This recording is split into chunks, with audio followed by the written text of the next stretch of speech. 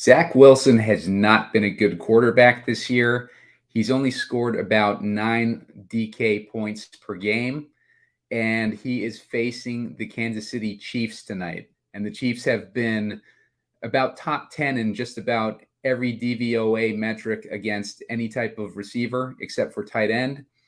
And it is not looking good for Zach Wilson tonight.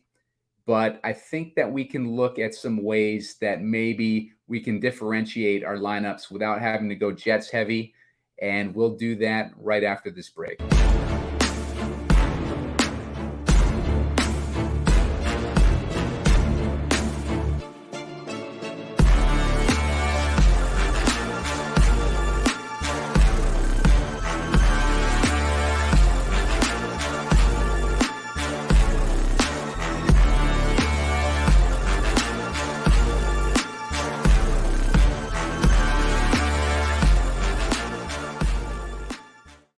Hey, what's up, guys? Simon Edwards at Pumacom here with Heat Seeker Sports, and you're watching Gamescript. This is a show where we break down a game to try to come up with a less likely outcome that we can plug into our DraftKings Showdown lineups. Please give me a like on this video and give us a subscribe on the channel so that we can continue to grow and produce more content. Tonight, we're looking at a difficult matchup for the New York Jets. They got the Kansas City Chiefs. There's a couple things going for the Jets. They are playing at home. They're playing against a Kansas City offense, which has been pretty sputtering so far this season. They've only scored over 20 points one time, and that was against the Chicago Bears. Apart from that, they lost to the Detroit Lions 21-20 in Week 1, and then they beat Jacksonville 17-9 in Week 2. So they really have not been firing this season. And part of the reason for the Week 1 instance anyways was Travis Kelce was out that week. Travis Kelce has since come back. He's come back bringing Taylor Swift to the games with him. And he is back. And he is in a good matchup tonight because the Jets' biggest weakness is the middle of the field and against tight ends. So Kelce has a really good matchup tonight. It's going to be hard to get away from him when we're doing our builds, but we like to try to do our builds a little bit differently. I think in one way that we can do that, we'll just jump right into it here. If we are looking at Kelce having the best matchup and having the best opportunity share tonight, most explosive player, we put him in the captain. That's leaving us with 6,700 for every other position. I think we want to put Patrick Mahomes in there with him because Patrick Mahomes is obviously one of the best raw point scoring quarterbacks in the league. So if we put Patrick Mahomes in with Travis Kelce, it's going to leave us with about 5,200, 5,300 left in salary. We're going to want at least one Jet. And this is where I think we can get a little bit different because I think the majority of people are going to try to have at least two Jets in there. And it's going to be difficult to build lineups in general this week to try to, build them differently anyways. So let's take a look at some of the player pool here. Garrett Wilson. I like Garrett Wilson's explosiveness, and he's the type of player that, like this Jets team, they got their backs against the wall right now. They're up against a Kansas City team that has not been putting up a lot of points this year, other than against Chicago, which has been an awful entire season.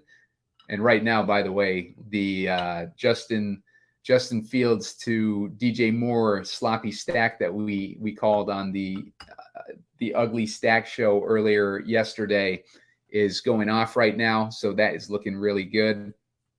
But other than that, they really haven't put up many points. They put up 41 points against the Bears. So Travis Kelce, his game log is looking like he scored 19 points last week, almost 20 points last week, and 12 the week before that. So he's been all right, but that's not quite the explosive Kelsey that we've seen in the past. Garrett Wilson, another explosive player here. His game log has not looked good since Zach Wilson took over as a starting quarterback. Like after that first drive in week 1, he scored 14 points in week 1. He scored 16 points in week 2, and he scored about 10 points in week 3. So he's not a total bust, but he's he's not putting up the type of points that we like to see from a wide receiver 1 who was drafted in the first, second rounds of our best ball drafts over the summer. We got Zach Wilson. I said it at the top. He's been averaging 9 fantasy points per game, but he's also been very limited. He's been only getting about 28 attempts per game. Now, if we look back at some of Zach Wilson's biggest games in the past, one was in week 14 of last year. He had 35 pass attempts against the Lions, 317 yards, and 2 touchdowns. The other one that he came even close to that was 41 pass attempts against the New England Patriots, who we all know have a pretty good defense, and he got 355 yards and 2 touchdowns. Besides that, the other time that he threw over 30 attempts, he had 36 attempts against the Pittsburgh Steelers last year, 252 yards and 1 touchdown.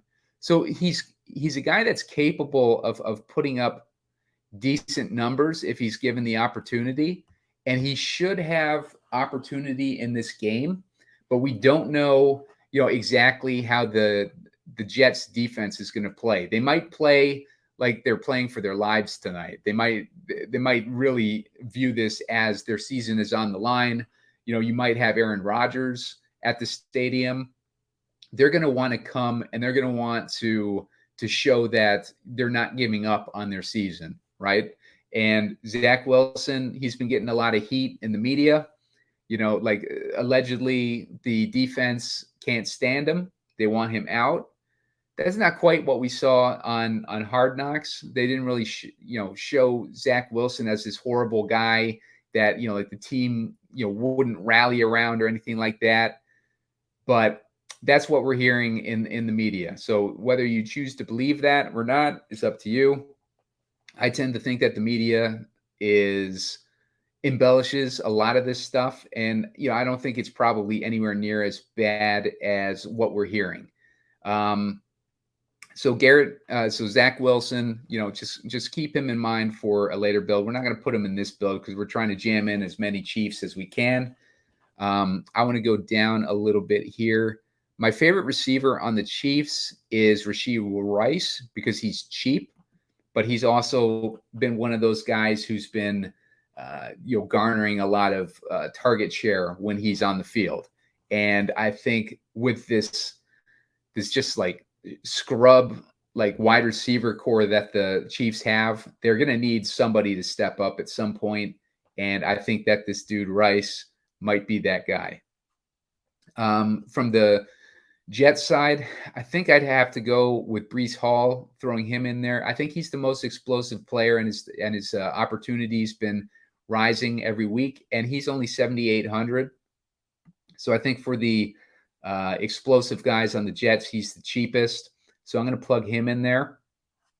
If we're looking down a little bit more, Isaiah Pacheco has been in a 3-headed timeshare now with Jerick McKinnon and CEH. So I'm not really liking Pacheco as a standalone value in this one. It seems like he had the majority of the rushes while the game was still in question last week, and then once they started to get out of hand a little bit, which could happen tonight, and the build that we have going here is more of a Kansas City just running away with it because we want to have a 5-1 build here, which I think will be lower owned.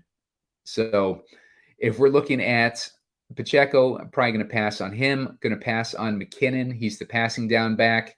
And again, if we're not expecting the Chiefs to be playing from behind, I don't expect McKinnon to get a bunch of work. Sky Moore, the dude just way too expensive for a scrub. He's 6,400. Dalvin Cook, we're not interested in any more Jets since we got Breece Hall in this one. We go down a little bit further. We got Kadarius Toney. Dude's a complete crapshoot, but he could easily break one off for a big play, and he's not that expensive at 5,600. MVS, dude is doing nothing. Like he's running a lot of routes, but he's not getting any opportunity. Now, this is the type of build where I could see the Chiefs defense being plugged in. They are expensive though at 5,200. I kind of like them though this week, because if we're going with a script where the Chiefs are running away with this game, I think it makes a lot of sense to have their defense in there. That leaves us with opportunities like Clyde Edwards-Helaire, who could easily be getting mop-up time in this game. We have last week's game log where he had 15 rushing attempts for 55 yards. I think a majority of that came in garbage time. He had one touchdown. He also had even had a target last week. He scored 12.7 fantasy points. If we could get that out of a $3,000 guy, then that would make our lineup right there and give us 5 Chiefs and 1 Jet build, which I think, again, will be not as high owned this week. As far as the rest of these options, Justin Watson, he's another option. What's he been doing? He's been getting 3 targets last week, 5 targets the week before, and 4 targets the week before that. This is what all these Chiefs receivers look like, basically. They all look like scrubs, and they're just like nobody of value on this team except for this dude Rice, who's a rookie, and he's shown 7 targets last week, 2 targets the week prior to that, 5 targets the week before that. So Rashee Rice seems like a guy that they're investing in. They're wanting to get on the field more. They're wanting to be more involved in these games. So I like Rashee Rice. I even like him as a potential captain. If you wanted to try to jam in more studs into a lineup like this, you could put Rashee Rice in the captain spot. Maybe like swap out Breece Hall for Garrett Wilson or something like that. Other than that, we're looking at Tyler Conklin, who I think he's got a pretty good matchup, and he's only 1,600. Tyler Conklin's probably got the best matchup out of anyone on the Jets, honestly. So he's an option there, but we don't want 2 Jets on this lineup. So I'm going to pass on him for this build. Randall Cobb, $1,000. Randall Cobb just, the guy's been dusty for years, and he came into the Jets with Aaron Rodgers, and the poor Jets lose Aaron Rodgers week 1, but they get Randall Cobb for the entire season. And Zach Wilson has nobody to throw to except for Garrett Wilson, obviously. And Conklin. Conklin's probably his best receiver after Wilson, if you don't count Allen Lazard. Allen Lazard was good with Aaron Rodgers, but Lazard so far with the Jets, he's gotten 5 targets, 4 targets, 6.9 fantasy points, 4.3 fantasy points, and 6.6 fantasy points. So Lazard, without Rodgers is, scrub territory. So let's look at Conklin. Let's look at his stats that he's done. 5 targets, 6 targets, 1 target, 5.6 fantasy points, 10 fantasy points versus Dallas. So that's promising. And then 1.2 fantasy points. So Conklin's got some upside to plug in as a flex guy, but he doesn't have explosive upside that we want in a captain. So not many other options there to get in a lineup build like this. If you wanted to replace the Chiefs with Butker, that leaves you with a few more options at least. I don't want any of the Jets kickers. I just don't see them necessarily being in scoring position a ton. The Jets defense is interesting. Jets defense against a sluggish Kansas City team playing at home In New York, I could see the Jets defense doing something tonight, but they will probably be low owned too. So not in a build like this though. I want 5 Chiefs and 1 Jet in this build. So let's move on to another build where we're focused more on the Jets. Like what kind of game would the Jets win? And I think that type of game, we're going to have their most explosive guy or one of their most explosive guys in the captain. So that's either going to be Garrett Wilson or it's going to be Breece Hall. I'm going to go with Breece Hall in this build. I'm going to go with him in the captain in this build. I'm going to want Mahomes in there too. I'm going to want Kelsey. I'm going to want the Jets D because the Jets aren't going to win this game without their defense showing up. So we got Breece Hall, we got the Jets D, we got Patrick Mahomes and Kelsey. So if all these receivers on the Chiefs are failing tonight, which they are, that's a totally realistic assumption that they could do that. Maybe they're relying more on McKinnon in this build because the game is close. They need a reliable receiver, and McKinnon has been a reliable receiver for them. So we're looking at Mahomes is trying to keep in this close game. Maybe the Jets have pulled ahead a little bit with Breece Hall having one of his games like he had last year before he got hurt, where he's just putting up a bunch of points. Breece Hall so far this season, we saw him in week 1 against the Bills, where he pulled off a huge game on a couple runs. Basically, he got all his yards on 2 runs, and he ended up with 18.7 points. He's been non-existent since that against Dallas, where their defense was just overwhelming. The Chiefs don't have an overwhelming defense like Dallas did, and they're not playing away this week, so that helps out with Breece Hall. New England, they shut down the run against the Jets and forced Zach Wilson to try to beat them. So, that's an easy strategy to do. That kept Breece Hall from, doing anything last week. But he's had 2 targets each week so far. I think a game like this, he's going to get a lot more targets. The other player that we can plug in here, if we're looking at it, I think we want another Jet in here because Breece Hall's not going to do it by himself. So this leaves us with options like Allen Lazard. Allen Lazard, we just talked about. He's not, there's nothing, that's special about him. Siebert or Zerline. I'm not sure which of these kickers is starting. Okay, it looks like Siebert was let go, so it looks like we got Zerline back. So if you wanted to plug in Zerline, now a game like this would be close. The Jets are going to have to win a close game because they're not going to be running away with it. And that would make sense to have Zerline in there, kicking field goals. I don't think that we have enough Jets firepower in a lineup like this. So I'm going to take out McKinnon. I'm going to say Mahomes and Kelsey are the only ones doing anything. Maybe we look for a Jet that can actually do something. And they're hard to find.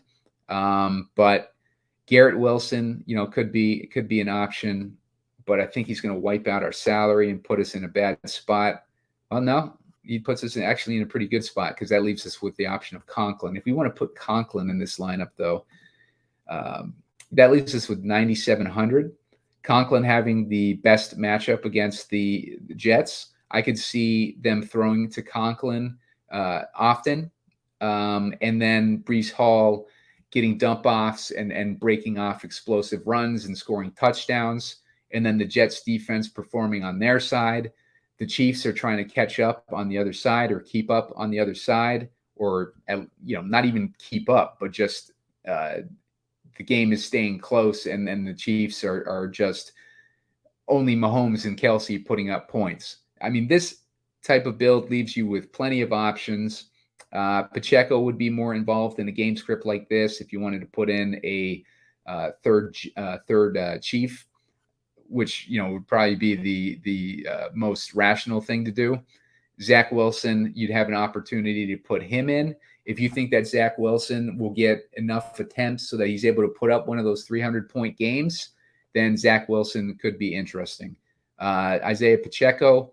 Also, keep in mind with Zach Wilson, if he doesn't perform tonight, like they might just pull him, and we could see the last of Zach Wilson tonight. With Jerick McKinnon, we talked about him already. Sky Moore, I don't want any of these scrub like KC wide receivers, and that might bite us in the ass because we've seen it happen all the time. But I don't want to be forced to choose between these wide receivers. Maybe if you're doing a build like this, maybe you just have a 5-person core, and then you're just rotate in a Kansas City wide receiver for that last spot for all your lineups. Just come up with a 5, like a 5-player core that you really like if you want to play a Kansas City receiver, and then just plug in Kansas City receivers in that rotate Kansas City receivers in that final spot. Because trying to pick between these receivers or trying to put a couple of them in the lineup is also not a great idea. But it might make you different if you put a couple of these Kansas City receivers in there. But I would not do that because Kelsey's going to be getting most of the work, and then you got their other running backs who are heavily involved in the game. So other than that, Kadarius Toney, he's interesting. Kadarius Toney, they try to get him involved in the game plan. They design plays for him, but he's such a wild card that it's just tough to predict when he is going to go off. He hasn't gotten off yet this year. He had 0.9 points, 8.8 points, and 1 point. Those are his point totals. Weeks 1 and 2, he had 5 targets in each of those games. And I think last week he was hurt, but they were also playing with a 41-10 lead. So it makes sense that they rested him a little bit. So he wasn't heavily involved last week. But playing against a defense like the Jets, I could see them needing to design some sort of trick plays to try to get past that defense. Also, keep in mind too with Kelsey, if they decide to put sauce on Kelsey tonight, like those other Jets cornerbacks can handle these Chiefs receivers easily. So if they put sauce on Kelsey, like that could leave Kelsey as not doing anything. In that type of build, you can get Rashee Rice in there, because keep in mind too, Kelsey is $11,000. So if he's $11,000, he has Sauce on him, and Sauce is shutting him down. And we've seen with Kelsey already, he's been a little bit, it hasn't been as explosive as he normally is, but he had 12.5 points against Jacksonville, and Jacksonville, I think is pretty.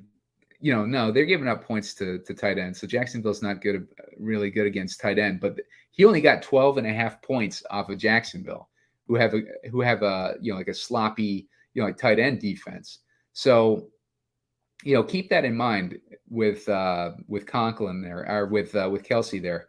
In a build like this, you could get Garrett Wilson in there. Like you get Garrett Wilson in there. Maybe put Garrett Wilson in the captain and Breece Hall, like move down here. You could just kind of, rotate those dudes in captain. I know we're only playing with 2 Chiefs at that point. You would probably want to do something like maybe we get rid of Conklin.